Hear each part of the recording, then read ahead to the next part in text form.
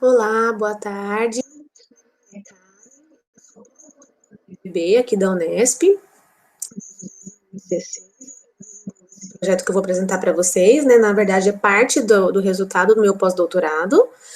Então, o título é Perfil bioquímico e marcadores pró e antioxidantes em indivíduos infectados pelo HIV, antes e após o consumo de própolis.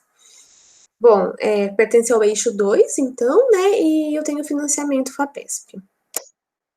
Bom, como uma introdução, então, o envelhecimento precoce das pessoas que vivem com HIV/AIDS, ele é muito comum, né? Isso a gente vê muito frequentemente nessas pessoas. O que é esse envelhecimento precoce?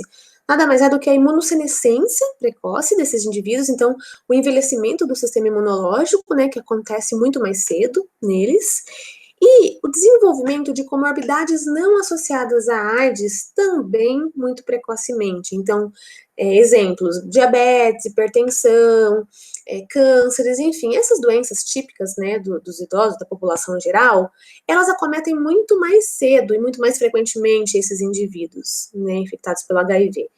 Então, por que isso acontece, né? Esse envelhecimento é cerca de 10 a 20 anos. É muito, muito tempo, né? É relatado já na literatura esse envelhecimento. Então, por que acontece, né? Esse fenômeno?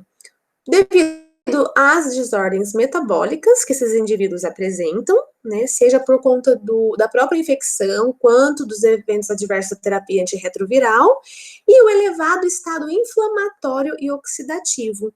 Porque esses indivíduos, eles têm o sistema imunológico muito ativado, né, e essa ativação imune, ela é frequente, né, crônica.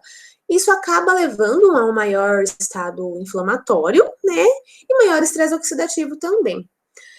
O vírus, ele promove, né, um aumento de estresse oxidativo, afinal, né, ele é um patógeno, então qualquer infecção, né, promove um aumento no estresse oxidativo. Mas a terapia antirretroviral também contribui para esse estresse oxidativo, né, também por conta da sua citotoxicidade e tudo mais. Então, como que a gente poderia ajudar esses indivíduos, né, de alguma forma? Talvez deixando, não resolvendo essas doenças quando elas aparecem, né, com mais medicação, que aí também tem os problemas da polifarmácia, né, de ter que ingerir muitos medicamentos, enfim. Mas como que a gente poderia, né, atrasar o aparecimento dessas doenças, né, que aparecem tão cedo, assim, nessa população? Então, a gente pensou em um produto natural que tivesse propriedades biológicas importantes, né, que fosse benéfica à saúde humana. Então, a gente, nosso estudo aqui, ele aborda a própolis, né, como uma candidata para não resolver, né, este problema, mas pelo menos ajudar, né. Então, a própolis, ela é um produto apícola, e a gente gostaria de ver se seria uma alternativa, né, para melhora da qualidade de vida e expectativa de vida dessa população. Então, ela possui propriedades anti-inflamatórias e antioxidantes, além de antimicrobianas, antivirais. E aí a gente resolveu fazer um estudo, então, com esse composto. Então, nosso objetivo foi avaliar os efeitos do consumo de própolis por 3 meses no estado redox e nos exames bioquímicos de rotina de pessoas que vivem com HIV/AIDS e possuem carga viral indetectável há muitos anos. Esse trabalho foi aprovado pelo Comitê de Ética, né, local, e pelo Clinical Trial. Bom, então, em relação à casuística e métodos, a gente vai conversar aqui um pouquinho agora sobre o desenho do estudo. Então, esse é um ensaio clínico randomizado, duplo cego, controlado por placebo. E aí, em relação à elegibilidade do paciente, então, para a inclusão, eles precisariam, né, estar nessa faixa etária de 20 a 50 anos, precisariam ter adesão à terapia antirretroviral. A gente comprovou isso não só pela carga viral indetectável por muitos anos, mas também pelos registros de retirada de medicamento da farmácia, tá? E contagem de CD4 acima de 500 células por milímetros cúbicos, ou ml, né? Há mais de 3 anos também, além de assinar o termo de consentimento, claro. E como exclusão, a gente tinha vários tópicos aqui. Então, desde suplementação vitamínica, uso de drogas ilícitas, álcool, ansiolíticos, antidepressivos, enfim, né, tem uma lista aí de fatores de exclusão, inclusive aqueles indivíduos com co-infecções ou comorbidades mesmo, não AIDS já, então hipertensos, diabéticos não participaram do nosso estudo. Então, esse estudo envolveu 40 participantes, sendo que 20 deles receberam a própolis e 20 placebo. Essa intervenção, ela ocorreu em 12 semanas, né? Então, eles ingeriram os comprimidos via oral por 12 semanas, e aí no momento zero, que é antes da intervenção, eles tiraram, né, um pouquinho de sangue, a gente fez algumas análises bioquímicas e de estresse oxidativo e inflamação.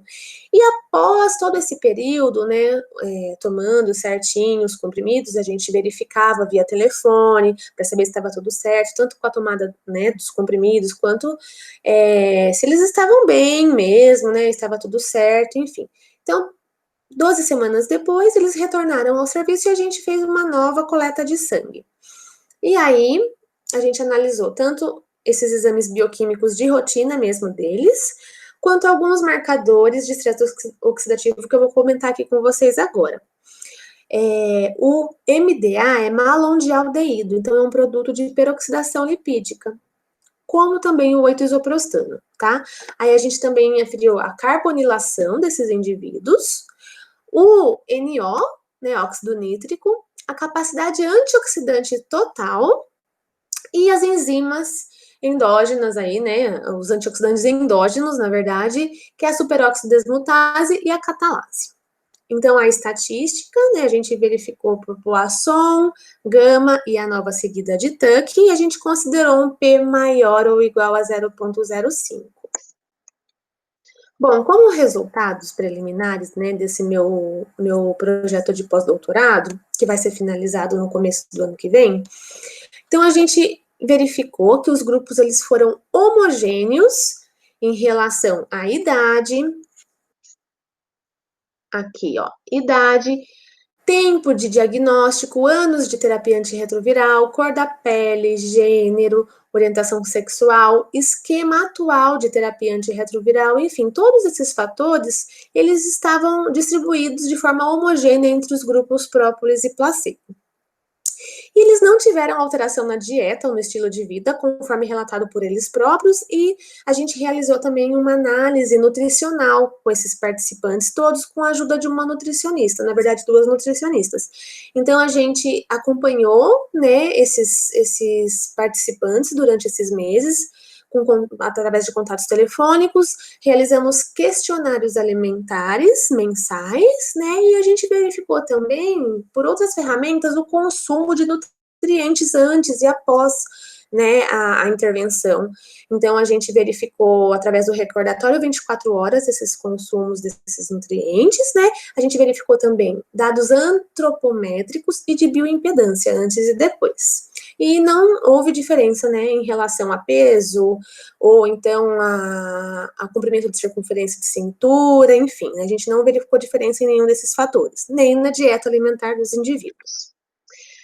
A gente encontrou um aumento de magnésio no grupo própolis, que é a primeira figura. Então, após esses 3 meses, né, teve um aumento de magnésio, que pode ser benéfico para essa população, mas também teve um aumento de CPK.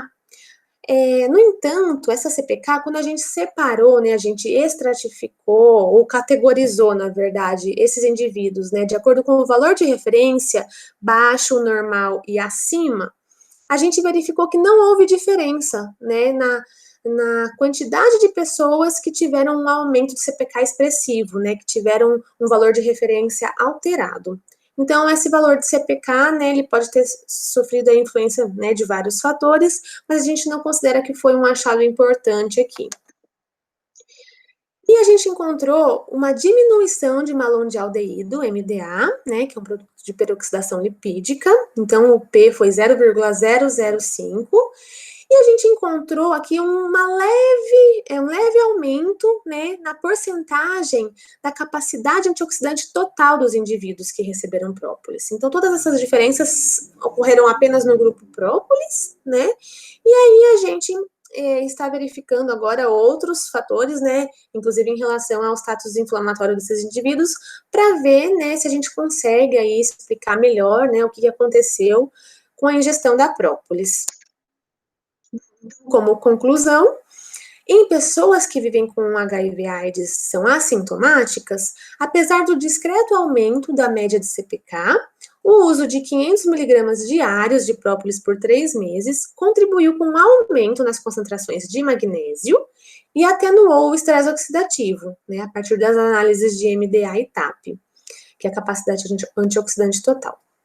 Então, esses dados, eles sugerem que a própolis, ela é segura, né, para esses pacientes, porque ela não modificou nenhum perfil bioquímico, metabólico, enfim, né, nem creatinina, TGA, TGO, TGP, nem nada em relação ao todos os exames que eles fazem, né, de rotina, nada foi alterado, né, então a gente considera que a própolis foi segura para esses indivíduos, não mudou também carga viral, nem CD4, nem nada, e pode promover benefícios para a saúde dessa população. Então, a próxima etapa agora é concluir, né, a análise de outros marcadores inflamatórios, para a gente verificar se a própolis efetivamente poderia, né, ser considerada aí no dia a dia desses indivíduos para atenuar essa inflamação e esse estresse oxidativo.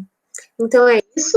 Eu gostaria de agradecer, né, a comissão organizadora, os avaliadores, a Unesp, a FMB, o IBB, né, os pacientes que aceitaram participar do estudo, todos os colaboradores, tanto os coautores quanto outros colaboradores que a gente teve, o pessoal do site de infectologia Domingos Alves Meira, a Apis Flora, que forneceu esses comprimidos para a gente, tanto de própolis quanto de placebo, e a FAPESP pela bolsa.